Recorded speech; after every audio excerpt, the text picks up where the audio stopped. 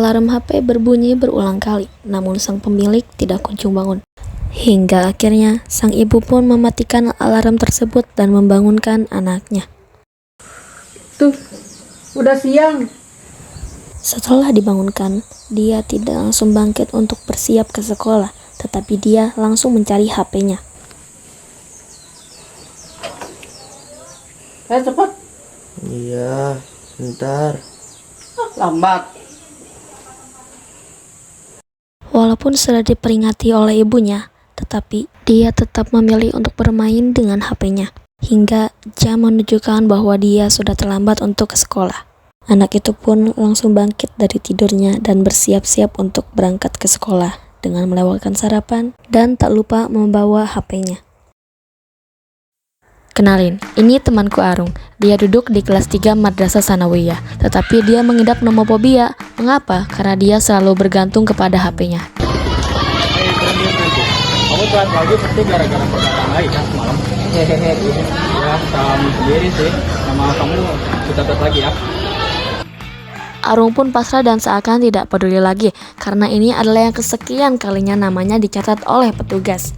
Arung langsung berjalan menuju kelasnya begitu saja sembari memainkan HP-nya.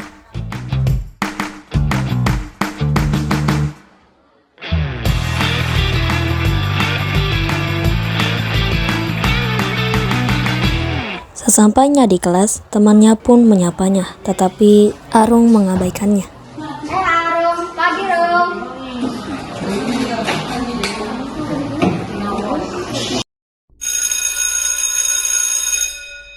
Assalamualaikum warahmatullahi wabarakatuh. Kepada siswa-siswi MTSN 1 Purwakarta, dimohon untuk memasuki kelasnya masing-masing, karena tadarus Al-Quran akan segera dimulai. Sekali lagi, kepada siswa-siswi MTSN 1 Purwakarta, dimohon untuk memasuki kelasnya masing-masing, karena tadarus Al-Quran akan segera dimulai. Terima kasih.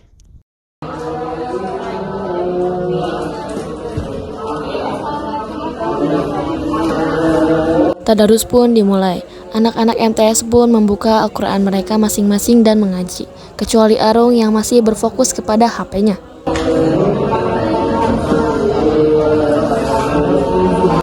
OSIS pun segera mengelilingi kelas. Tetapi melihat Arung yang masih memainkan HP-nya, OSIS pun menghampirinya dan menegurnya.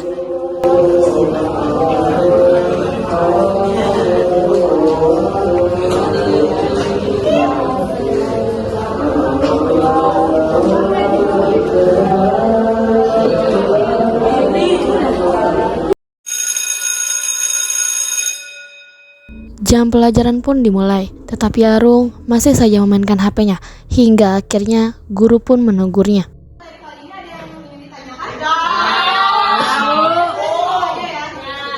Arung, kenapa kamu main HP di pelajaran saya? Saya laporin ya ke kelas kamu.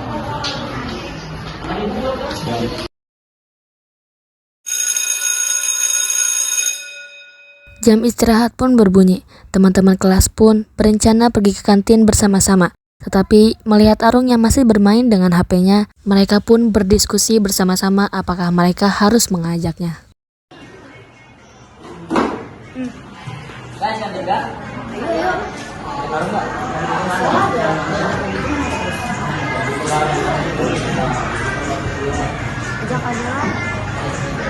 Cuma tahu kalau dia sudah pasti yang mau dia pasti lebih ngikutin kamu kan?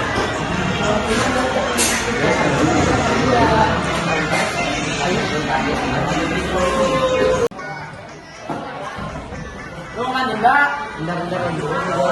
nanti lah bentar doang. Nanti aja. Duluan aja duluan. Aku naik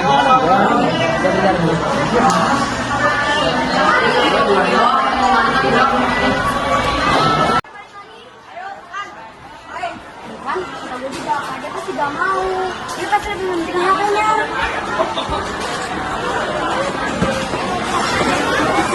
Nyenggol bang. Di sisi lain, Arung yang masih memainkan game, tiba-tiba saja HP-nya mati karena baterainya habis. Arung pun langsung merasa gelisah dan khawatir karena dia tidak bisa memainkan HP-nya lagi. Duh, Gimana kalau ada yang ngechat WA ya? Mana paket Shopee gua mau datang hari ini?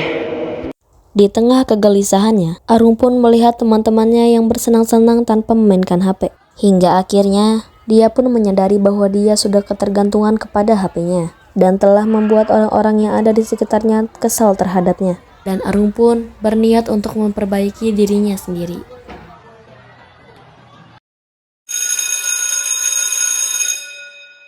Bel pun berbunyi dan jam pelajaran pun dimulai kembali. Dan ibu guru pun memberi tugas.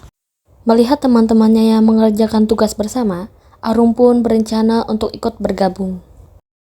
Udah ngerti kan sama materinya? Ya.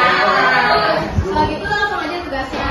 Buka yang saya halaman 12. Nah di situ ada teks deskripsi. Tugas kalian adalah mengidentifikasi koheren dan koherensi pada teks deskripsi di halaman itu. Nah tugasnya mulai kerjain bareng-bareng juga. Silakan ya. Ada barang-barang bebas. Silakan. Guys, kerjain bareng yuk. Ayo, kayaknya kita bagi-bagi tugas aja deh. Kayaknya lo yang ini, Atar yang ini, gue yang ini, Suci yang ini, sama Guys, boleh kerjain bareng nggak? Kerjain bareng aja sendiri lah. Bisa juga rumah sendiri kok. Mendengar perkataan Atar, Arung pun merasa sedikit sedih. Namun, dia juga sadar diri karena ini memang kesalahannya yang hanya fokus kepada HP-nya dan tidak memperhatikan sekitarnya. Jam pelajaran pun telah berakhir, tetapi merasa teman-temannya kesal kepadanya, Arung pun berjalan keluar kelas sendirian. Melihat Arung yang keluar kelas sendirian, teman-temannya pun merasa bersalah karena telah menolaknya saat mengerjakan tugas bersama. Bero, tungguin lah. Bisa pulang sendiri. kita kan temenan, masa lo pulang bareng. Kamu tadi gue minta maaf ya karena udah mengentak. Udah lah yang kalau biar ngobrol. Ayo sekarang mau pulang, aku udah capek mau rebahan. Yuk. Suasana pun berubah. Arung sudah kembali dekat dengan teman-temannya. Dia pun sudah tidak peduli dengan HP-nya lagi, karena HP-nya hanya mengganggu kehidupannya.